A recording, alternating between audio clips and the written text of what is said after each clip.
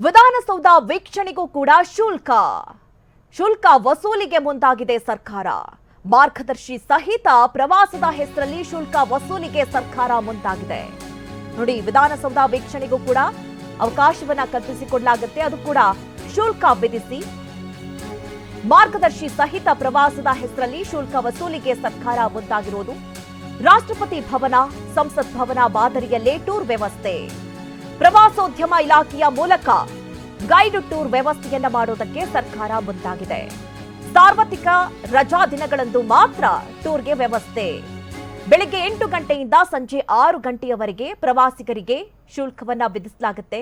ನೋಡಿ, ವಿಧಾನಸೌಧವನ್ನ ನೋಡಬೇಕು, ಅದನ್ನ ಕಣ್ತುಂಬಿಕೊಳ್ಬೇಕು ಅನ್ನುವಂಥ ಸಾಕಷ್ಟು ಜನರ ಆಸೆ ಇರುತ್ತೆ. ಅದಕ್ಕೆ ಒಂದು ಅವಕಾಶವನ್ನ ಸರ್ಕಾರ ಕಲ್ಪಿಸಿಕೊಡ್ತಾ ಇದೆ. ಅದರಲ್ಲೂ ಕೂಡ ಶುಲ್ಕವನ್ನ ವಿಧಿಸಿ ವಿಧಾನಸೌಧ ವೀಕ್ಷಣೆಗೆ ಅವಕಾಶವನ್ನ ಸರ್ಕಾರ ಮಾಡಿಕೊಡೋಕೆ ಮುಂದಾಗಿದೆ. ಮಾರ್ಗದರ್ಶಿ ಸಹಿತ ಪ್ರವಾಸದ ಹೆಸರಲ್ಲಿ ಶುಲ್ಕ ವಸೂಲಿಗೆ ಸರ್ಕಾರ ಮುಂದಾಗಿರೋದು. ಈಗಾಗಲೇ ರಾಷ್ಟ್ರಪತಿ ಭವನ ಮತ್ತೆ ಸಂಸತ್ ಭವನದಲ್ಲೂ ಕೂಡ ಟೂರ್ ವ್ಯವಸ್ಥೆಯನ್ನ ಮಾಡಲಾಗಿದೆ. ಅದೇ ಮಾದರಿಯಲ್ಲಿ ವಿಧಾನಸೌಧ ವೀಕ್ಷಣೆಗೂ ಕೂಡ ಅವಕಾಶವನ್ನ ಕಲ್ಪಿಸಿಕೊಡೋದಕ್ಕೆ ಸರ್ಕಾರ ಮುಂದಾಗಿರೋದು. ಅಂದ್ರೆ ಸಾರ್ವತ್ರಿಕ ರಜಾ ದಿನಗಳಲ್ಲಿ, ರಜೆ ಇದ್ದಂತಹ ಸಂದರ್ಭದಲ್ಲಿ ಬೆಳಿಗ್ಗೆ 8 ಗಂಟೆಯಿಂದ ಸಂಜೆ 6 ಗಂಟೆಯವರೆಗೂ ಕೂಡ ವಿಧಾನಸೌಧ ವೀಕ್ಷಣೆಗೆ ಅವಕಾಶ ಇರುತ್ತೆ. ಅದಕ್ಕೆ ಒಂದು ಗೈಡ್ಲೈನ್ಸ್ ಕೂಡ ಇದೆ, ಯಾವ್ಯಾವ ರೀತಿ ಅನ್ನುವಂಥ ಕುರಿತಂತೆ. ಅದಕ್ಕೆ ಶುಲ್ಕ ಇರುತ್ತೆ, ಇಷ್ಟಿಷ್ಟು ಶುಲ್ಕ ಅಂತ ಹೇಳಿ ವಿಧಿಸಲಾಗತ್ತೆ. ಶುಲ್ಕವನ್ನ ನೀಡಿ ಪ್ರವಾಸಿಗರು ಅಲ್ಲಿ ಬಂದು ವಿಧಾನಸೌಧವನ್ನ ವೀಕ್ಷಣೆ ಮಾಡಬಹುದು. ಒಂದು ಕಡೆ ಸರ್ಕಾರದ ವಿರುದ್ಧ ಈಗಾಗಲೇ ಬೆಲೆ ಏರಿಕೆಯ ಒಂದಷ್ಟು ವಿಚಾರದಲ್ಲಿ ಜನಾಕ್ರೋಶ ವ್ಯಕ್ತವಾಗಿದೆ.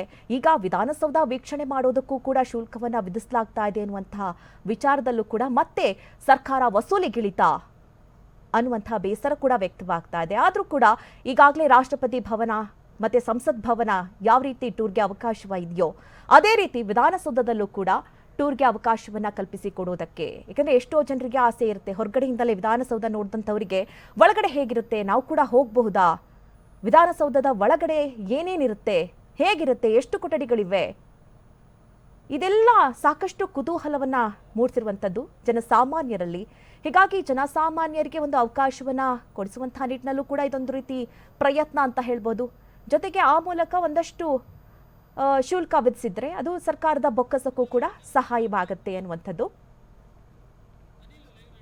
ಈ ಬಗ್ಗೆ ಹೆಚ್ಚಿನ ಡೀಟೇಲ್ಸ್ ಅನ್ನ ನೀಡ್ತಾರೆ ನಮ್ಮ ಪ್ರತಿನಿಧಿ ಅನಿಲ್. ವಿಧಾನಸೌಧದಿಂದ ನೇರ ಸಂಪರ್ಕದಲ್ಲಿ ನಮ್ಮನ್ನ ಜಾಯ್ನ್ ಆಗ್ತಾ ಇದ್ದಾರೆ. ಅನಿಲ್, ಒಂದ್ ಕಡೆ ಈಗಾಗಲೇ ಬೆಲೆ ಏರಿಕೆ ಬಿಸಿ ಜನರನ್ನ ತಡ್ತಾ ಇದೆ. ಅದರ ಮಧ್ಯದಲ್ಲಿ ವಿಧಾನಸೌಧ ವೀಕ್ಷಣೆಗೆ ಅವಕಾಶ ಇದ್ರೂ ಕೂಡ ಅದಕ್ಕೂ ಕೂಡ ಶುಲ್ಕವನ್ನ ವಿಧಿಸಲಾಗುತ್ತೆ ಅನ್ನುವಂಥ ವಿಚಾರದಲ್ಲಿ ಸರ್ಕಾರ ಯಾವ ರೀತಿ ವ್ಯವಸ್ಥೆಯನ್ನ ಮಾಡ್ಕೊಳ್ತಾ ಇದೆ ಅನಿಲ್? ಖಂಡಿತವಾಗ್ಲೂ ಬಂದು ನಾಗರಾಜ್, ಅಂದ್ರೆ ಈಗ ಸಾರ್ವಜನಿಕರಿಗೆ ಇದು ಮುಕ್ತವಾದಂಥ ಅವಕಾಶನೂ ಕೂಡ ಕಲಿಸಬೇಕಾಗಿತ್ತು. ವಿಧಾನಸೌಧ ಸಾರ್ವಜನಿಕರ ಆಸ್ತಿ. ಇಂತಹ ಒಂದು ಸಂದರ್ಭದಲ್ಲಿ ಅಂದರೆ ಟೂರ್ ಗೈಡೆನ್ಸ್ನ ಮೂಲಕ ಸಾರ್ವಜನಿಕರಿಂದ ಒಂದು ಹಣ ವಸೂಲಿ ಮಾಡುವಂಥ ಕೆಲಸಕ್ಕೆ ಸರ್ಕಾರ ಮುಂದಾಗಿರುವಂಥದ್ದು ಮುಂದಿನ ದಿನಗಳಲ್ಲಿ ಸಾಕಷ್ಟು ವಿರೋಧಕ್ಕೂ ಕೂಡ ಕಾರಣ ಆಗುವಂತಹ ಸಾಧ್ಯತೆ ಕೂಡ ದಟ್ಟವಾಗಿ ಕಾಣಿಸ್ತಾ ಇರುವಂಥದ್ದು. ಯಾಕಂದರೆ ಈಗಾಗಲೇ ವಾರಾಂತ್ಯದಲ್ಲಿ ಈಗ ಸಾರ್ವಜನಿಕರ ಅವಕಾಶಕ್ಕೆ ಒಂದು ಮುಕ್ತ ಒಂದು ಅವಕಾಶವನ್ನು ಕಲ್ಪಿಸ್ತೀವಿ ಅಂತ ಹೇಳಿದ್ರೆ ಆದರೆ ಈಗ ಜನರಿಂದ ಒಂದು ರೀತಿ ಟಿಕೆಟನ್ನು ಇದನ್ನು ಮಾಡಿ ಅದರಿಂದ ಹಣ ವಸೂಲಿ ಮಾಡೋದು ಕೂಡ ಮುಂದಾಗ್ತಿರೋದು ಸಾಕಷ್ಟು ಚರ್ಚೆಗೂ ಕೂಡ ಗ್ರಾಸ ಆಗುತ್ತೆ ಅಂತ ಹೇಳ್ಬೋದು. ಸದ್ಯಕ್ಕಿರುವಂತಹ ಮಾಹಿತಿಯ ಪ್ರಕಾರ ಅಂದ್ರೆ ರಜಾ ದಿನಗಳಲ್ಲಿ ಬೆಳಗ್ಗೆ 8ರಿಂದ ಸಂಜೆ 6 ಗಂಟೆಗೂ ಕೂಡ ವಿಧಾನಸೌಧದಲ್ಲಿ ಸಾರ್ವಜನಿಕ ವೀಕ್ಷಣೆಗೆ ಅವಕಾಶ ಇರುತ್ತೆ.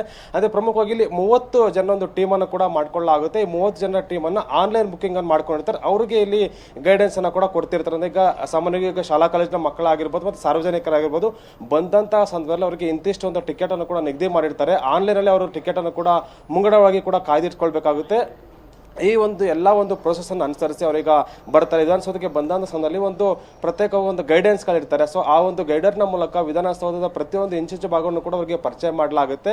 ಆದರೆ ಈಗ ಪ್ರವಾಸೋದ್ಯಮ ಇಲಾಖೆಯ ಒಂದು ಹೆಸರಲ್ಲಿ ಸರ್ಕಾರ ಈಗ ಸಾರ್ವಜನಿಕರಿಂದ ಹಣ ವಸೂಲಿ ಮಾಡೋದಕ್ಕೆ ಮುಂದಾಗ್ತಿರುವಂಥ ವಿಚಾರ ಸಾಕಷ್ಟು ವಿರೋಧಕ್ಕೂ ಕೂಡ ಕಾರಣ ಆಗಬಹುದು. ಯಾಕಂದರೆ ಸಾರ್ವಜನಿಕರ ಆಸ್ತಿ ವಿಧಾನಸೌಧ, ಹೀಗಾಗಿ ಅವರಿಗೆ ಉಚಿತವಾದಂಥ ಪ್ರವೇಶನ ಕಲ್ಪಿಸೋದ್ರ ಜೊತೆಗೆ ಅದಕ್ಕೆ ವಿಧಾನಸೌಧದಲ್ಲಿ ಯಾವ ಇಲಾಖೆಗಳು ಅಥವಾ ಯಾವ ಇಲಾಖೆ ಏನೇನು ಕೆಲಸ ಮಾಡುತ್ತೆ ಅಂತ ಉಚಿತವಾಗಿ ವಿವರಣೆ ಕೂಡ ಕೊಡಬೇಕಾಗುತ್ತೆ. ಆದ್ರೆ ಈಗ ಟಿಕೆಟ್ನ ಮೂಲಕ ಒಂದು ಹಣ ವಸೂಲಿ ಮಾಡೋದಕ್ಕೆ ಕೂಡ ಸಾಕಷ್ಟು ಟೀಕೆ ಕೂಡ ವ್ಯಕ್ತ ಆಗುವಂತ ಸಾಧ್ಯತೆ ಇರುವಂತದ್ದು. ಈಗಾಗಲೇ ಒಂದು ಸಂಸತ್ ಭವನದ ಮಾದರಿಯಲ್ಲೇ ಕೂಡ ಈ ಒಂದು ವ್ಯವಸ್ಥೆನ ಕೂಡ ಈಗಾಗಲೇ ಮಾಡಲಾಗ್ತಾ ಇರುವಂತದ್ದು. ಸದ್ಯಕ್ಕೆ ಈಗ ಯಾವಾಗಲಿಂದ ಈ ಒಂದು ಆದೇಶ ಜಾರಿ ಅಂತ ಮಾಡಲಿ, ಸದ್ಯಕ್ಕೆ ಆದೇಶವನ್ನು ಕೂಡ ಜಾರಿ ಮಾಡಿದ್ದಾರೆ. ಎಷ್ಟು ಟಿಕೆಟ್ ಅನ್ನೋದು ಕೂಡ ಎಲ್ಲೂ ಮೆನ್ಷನ್ ಮಾಡಿಲ್ಲ. ಮುಂದಿನ ದಿನಗಳಲ್ಲಿ ಈ ಒಂದು ಟಿಕೆಟ್ನ ದರವನ್ನು ಕೂಡ ನಿಗದಿ ಮಾಡುವಂತ ಸಾಧ್ಯತೆ ಹೆಚ್ಚಾಗಿರುವಂತದ್ದು. ಮಧು, ನಾಗರಾಜ್. ಓಕೆ, ಥ್ಯಾಂಕ್ ಯು ನಿಮ್ಮೆಲ್ಲ ಡೀಟೇಲ್ಸ್ಗಾಗಿ.